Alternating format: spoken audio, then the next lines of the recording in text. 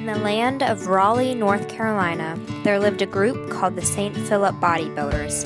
They were not your ordinary teenagers. They loved God and tried very hard to be good. They had great lives full of blessings. Hey there, Devil Girl. Take a look at my kids, the St. Philip Bodybuilders. Have you ever seen such an amazing group of teenagers?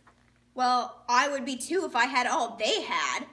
They don't want for anything. If you made their lives miserable, they would curse you instead of blessing you. I don't believe it for a second. There's no group of teenagers as faithful as the St. Philip Bodybuilders. They're great in every way. I know you think that they're awesome teenagers, but I bet if I made their lives miserable, they would forget you in a heartbeat. Are you kidding? They're my most faithful followers.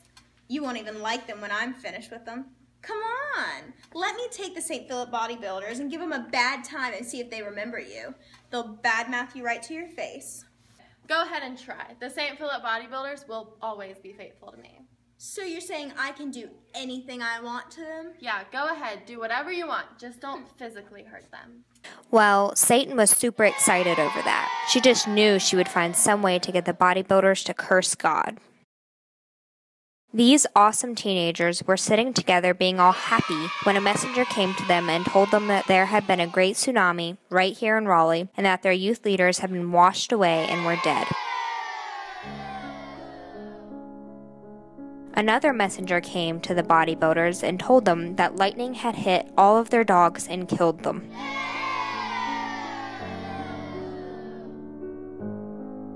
Terrible things kept happening one after another. Their cars were crashed, their iPhone screens broken. They couldn't find a charger for their cell phones, relationships were ended. These terrible things sent the bodybuilders into a state of grief and sadness. They wept and moaned and cried and wailed. But they did not badmouth God and they did not blame God. They just kept saying, God's name be ever blessed.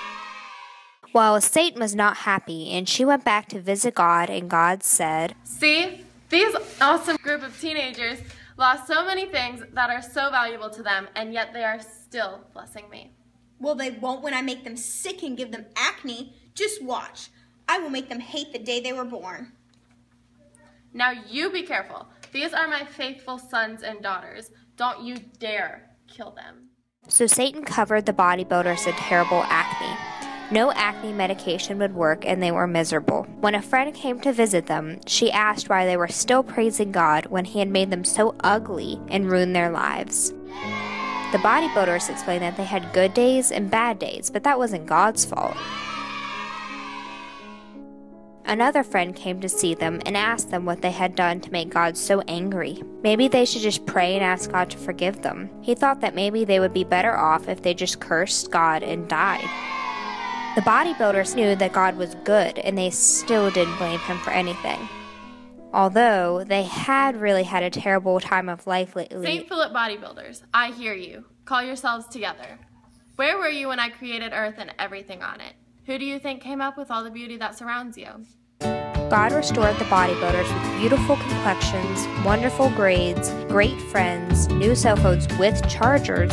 They were blessed with happy, already house-trained dogs, and strong relationships. Their cars were restored, and a new youth leader joined them to help guide their way. The St. Philip Bodybuilders absolutely, positively loved and trusted God with all of their hearts, and you can.